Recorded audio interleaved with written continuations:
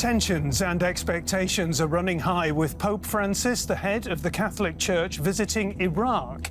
The 84-year-old pontiff is on a mission to bring peace and reconciliation to the war-torn country, including to northern Iraq, where between 2014 and 2017, thousands of Christians were killed under the rule of Islamic State fanatics. These days, there are still grave concerns about the threat posed by terrorism and by COVID-19, and the Catholic Church itself is in turmoil in many parts of the world, not least Germany. So, on To the Point, we ask, Pope Francis in Iraq, mission impossible?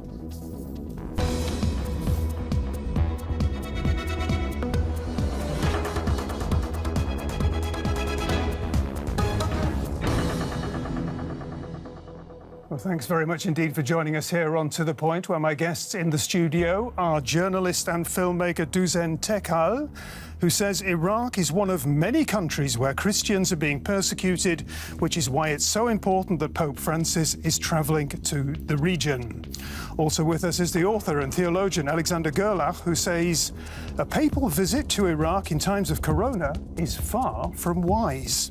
And a warm welcome too to Baghdad-born journalist Amir Moussaoui, who says the Pope's meeting with the Grand Ayatollah Sistani will be a turning point in the Christian-Muslim dialogue. Interesting, fascinating indeed. Thank you all three for being here today. And Amir, I would like to begin with you. I mentioned you're Baghdad-born.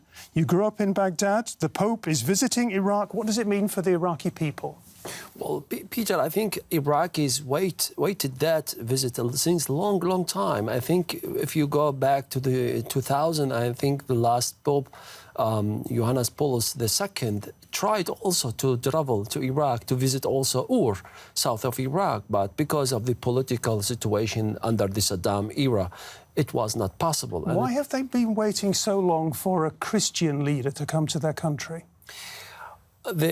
The weight of his spiritual weight that he's present in the worldwide, and also the lessons that he's giving, not just for the ordinary people, but also for the politician leaders worldwide. I think this is very important for them from one side. From other side, they say Iraq is one of the most important lands for the Christianities and also for Islam and Jewish. That's why this is the time, the beginning ground zero to come again to the understanding between people from that religions. And also because Iraq was devastating the last 30, 40 years, suffering from violence, suffering from wars, sanctions, and so on. And I think it's been described as a martyred country. Absolutely. And his visiting give Iraq and Iraqis a sign of the light in the end of the tunnel, give them hope, give them a new start to begin to understand each other, to present themselves not as a country with devastating and war, but also a country with hopes, with potential of the human being. OK, Alexander Gerlach, that's what it means for the Iraqi people. What does it mean for the Pope?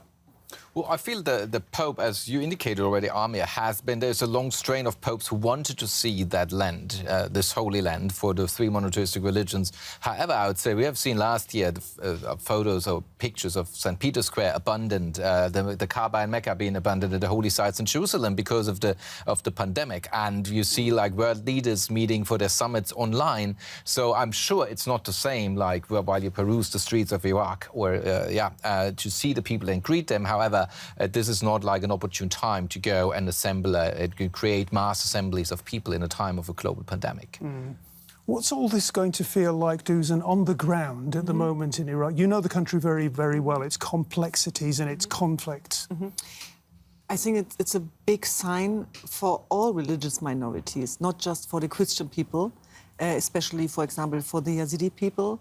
And, of course, right now we have an awful situation with people who suffered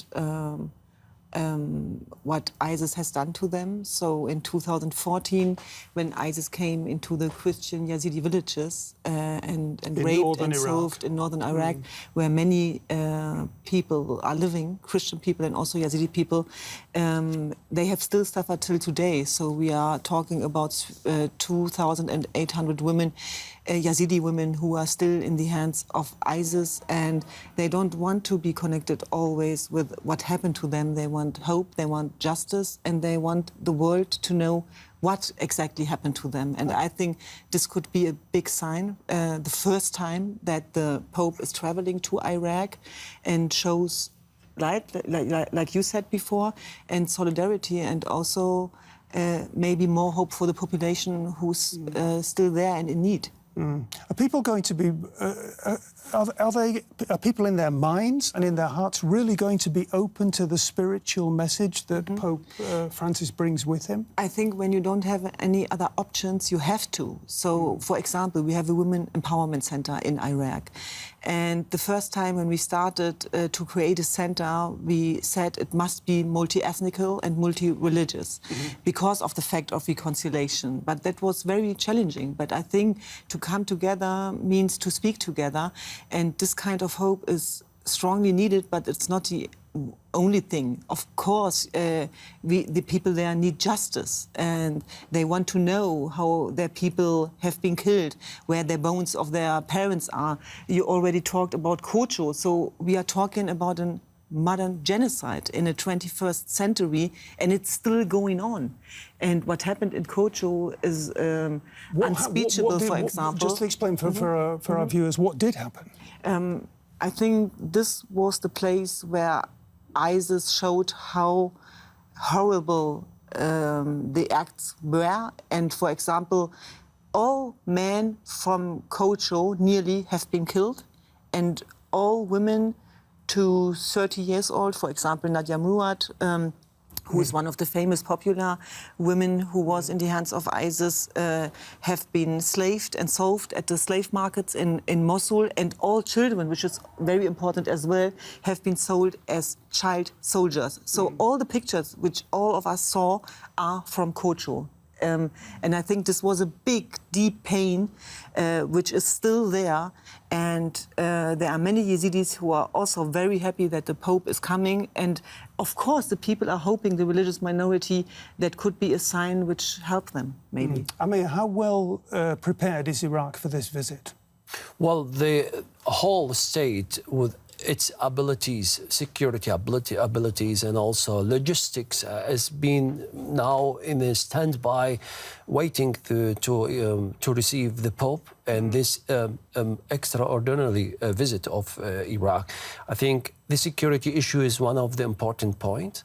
But also... Are you confident that things are going to go well? Yes, of course. I think Iraqis could manage that. I think there is a long discussion has been happened between the Pope's guards and also Iraqi securities, and many visiting have been happened, and also the White House is going to move. But the question is not this. The question, what are the politician in Iraq is going to do with that visit, with the result of that visit? It is just a small, good idea and all good words, or it is after the words there is going to be something action in the ground, just to come together, just to concentrate and focusing to rebuild the country. This is the big question that many Iraqis are now asking themselves. Well, before we address that question, Alexander, you are somebody who's questioned the wisdom of the visit a little bit. Yeah, so as I indicated earlier, I feel it's like maybe not, while world leaders do like their summits like online, and certainly it's not the same. But I feel like, you know, be it a travel for pleasure and vacation or being a pilgrimage, it's now not necessarily the time to do that. There's this story that's been going around, and we just have to touch on it just a little bit. There's been the suggestion that the Pope's delegation, the media delegation, they're all going to be inoculated against the coronavirus, but the local people in Iraq are not. You know, how that looks bad. Yes, I think so. Of course it looks bad, and we have to be careful and take care of all people in the world, not just the Pope and his delegation, for example. So I think that must be very important how to deal with that and to bring hope of course, is something very important, but how is also a question in times of corona pandemic. I talked with one of the cardinals is responsible, Cardinal Albert. He's Iraqi, from Iraqi church.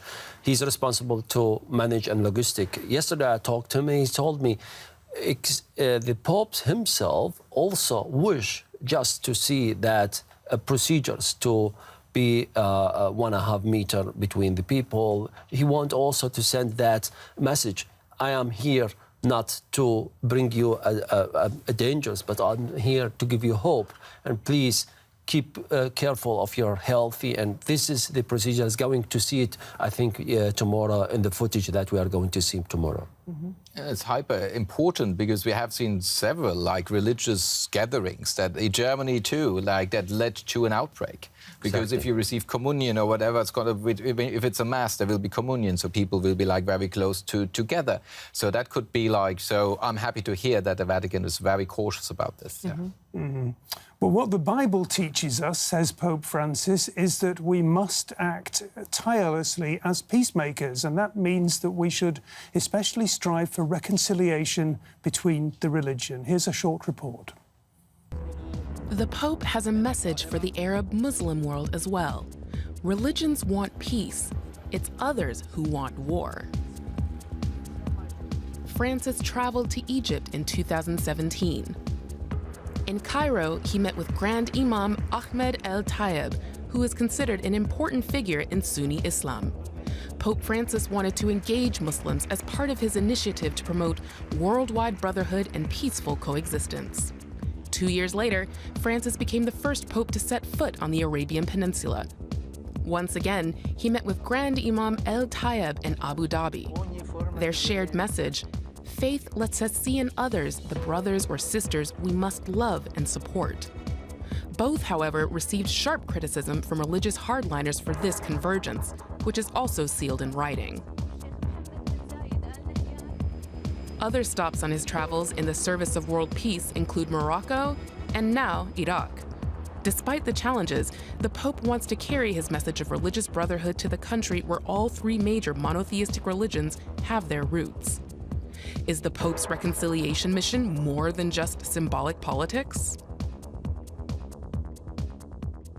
You say, Alexander, is it more than symbolic politics? Is there much more to it than that? We saw quite some chunk from Egypt. I lived in Egypt like quite 18 years ago and studied at Al-Azhar, where this gentleman is the Grand Imam from. And there, as much as in the Vatican, you have like for decades now the wish and the longing for more reconciliation, more conversation, if you will. And that's an interesting thing, because in the past, I feel religious leaders were very much prone to just, make their flock being more radicalized. Whereas nowadays we see that religious leaders try to like foster world peace and understanding, whereas other like alternative, let's say like terrorist groups or radical groups within the church or other religions try to undermine this effort. So of course the church, having like now 5 decades since the Second Vatican Council of interreligious dialogue, and having this dialogue, for instance, with Al-Azhar University, but also institutions in Iran, I'm aware, that is, of course, more than just a symbol. That rests on decades of like mutual, understanding. Yeah. Does that speak to you, Duzen? Mm-hmm. I think it have to be more than a symbol, because there are so much challenges, especially for the minorities in this country, that the people have a big hope that that could be more than symbol politics. Mm-hmm. And it's a huge burden for the Pope. Of course it is. And it's not just that day which will make the change. Of course not. But I think in a region where people who are belong to minorities like the Christians or the Yazidis, this is also very special, because we are still talking about the fact that they don't have the same rights. We are talking about an ongoing genocide. We are talking about the fear instead of what is happening in the future. So we are talking about 340 million Christians who are under threatened worldwide, mm-hmm. and Iraq in the place is, I think, on the 11th side, okay. Which threatened the Christian minority. And I think this visit could be something to make clear this is the country of Muslims, Christians, and all religious minorities. And therefore, I think it's more than a symbol. The majority Muslim population in Iraq has looked on and seen terrible things happening to the minority Christian population, shocking things. I don't need to quote all the figures, we're all familiar with the figures. Why is there a sense that the Muslim population is open to the message that the Pope is bringing with him? I think the question could be, are they open each other from both sides each other for the messages? This is the most important question. I think it makes no sense just to send a message to the Al-Azhar and as Azhar just receiving. I think it is a open communication, get and take. And I think when the Pope is going to meet Ayatollah Sistani in Najaf. This is so much hinges on this meeting between the two men. Exactly. Yeah. This is, I call it a turning point of the discussion between Islamic and Christian world, because he's going to meet a different caliber of the spiritual figure. I think when we saw in your report that he met many Islamic figures in Egypt and in Morocco, in Emirates. And it was a big action, and there is a protocol, and it is a luxury meeting.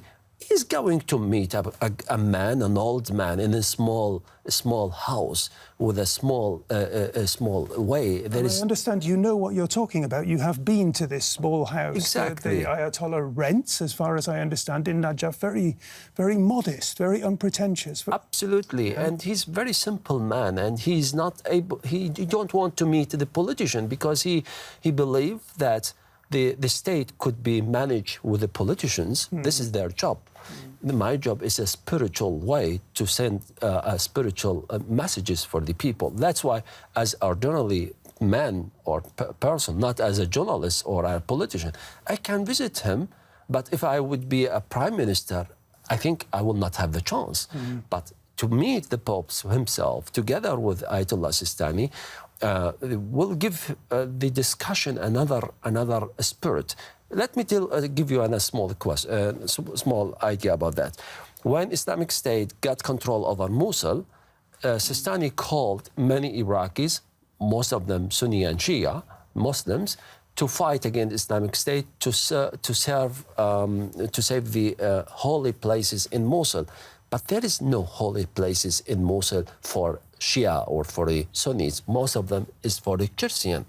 And they liberate that. Churches. I've been embedded with the Iraqi army, and I witnessed many Muslims taking the cries of the church and bring it back. Who liberate the Yazidis areas from Kocha, for example? That was Muslims.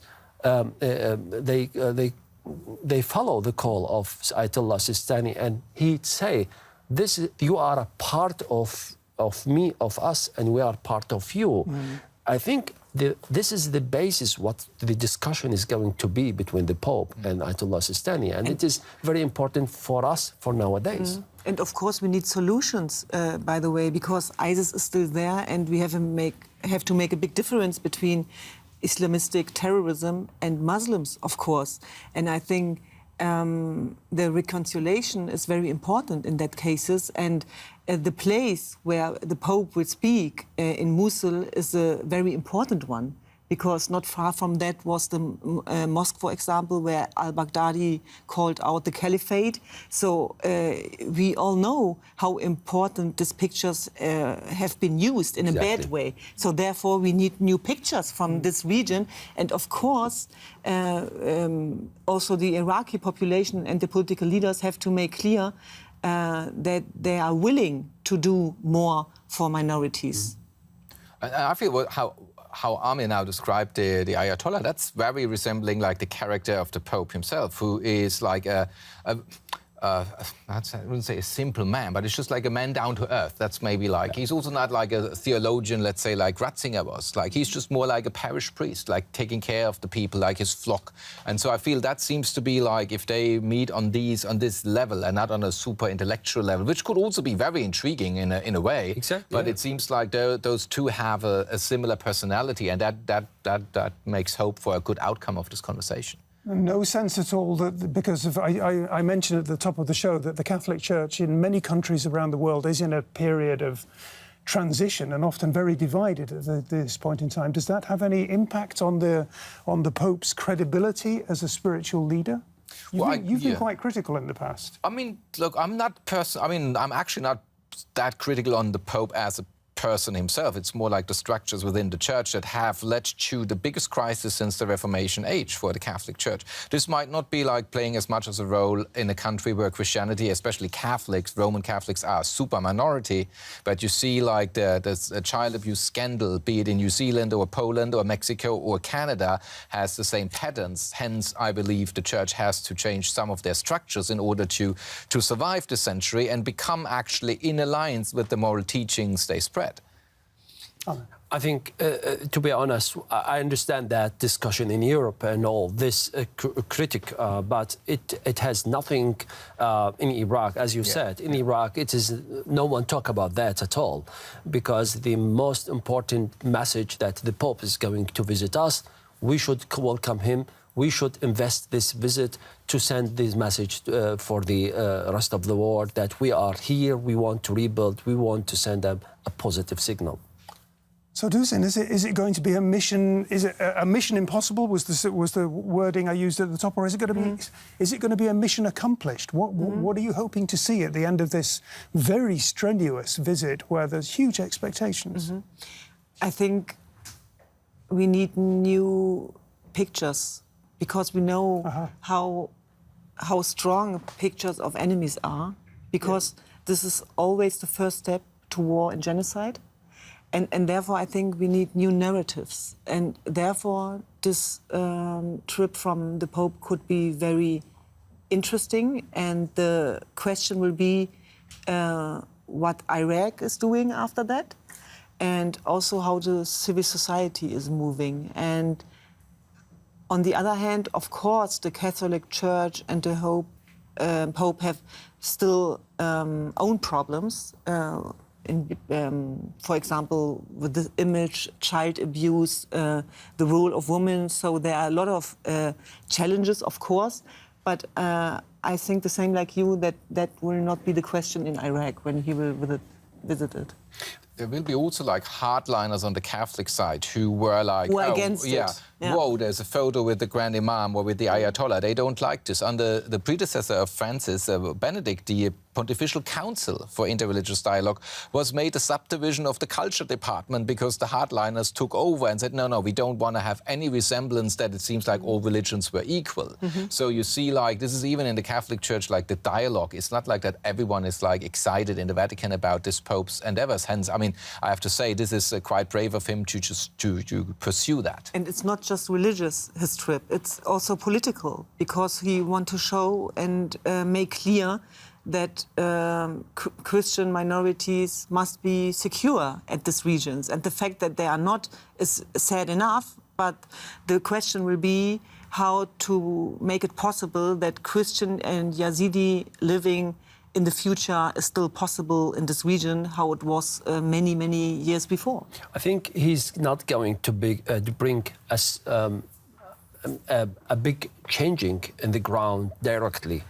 I think it is an ongoing process, whether it is in politician question, how to secure the minorities, or how to rebuild the country, but the main important point, how to bring the human beings together under the base of the respect from each side, and also accept each other, and also of the brotherhood, how to communicate with other person, with other faith, other religion, in a human way, to respect the law that we made. I think if I can describe the visit of the Pope in Iraq, I think we built, as a house, we built the walls. But his visit in Iraq will bring the roof of that house. And the finishing is an ongoing process. In such a troubled country as Iraq, what makes you so optimistic that this could be the outcome? Because many of the Muslims community understood that the way that the extremism that IS present, it is not of their faith. It's not the way of the life that they wish. They try it and they see it, they live it themselves, especially the Sunni minority, the Sunni population in Iraq. And they understood in the end of the time, this is not the life that we want to. That's why I'm quite sure that that majority will not accept the extremism. That's why they are going to engage with this discussion of the acceptance. Okay. Time's over. Thank you very, very much for those final words. I hope your optimism is vindicated by this weekend's event. We've been talking about the Pope in Iraq. Thanks very much for joining us. I hope we've given you plenty of food for thought. If we have, come back next time round. Until then, bye-bye and cheers.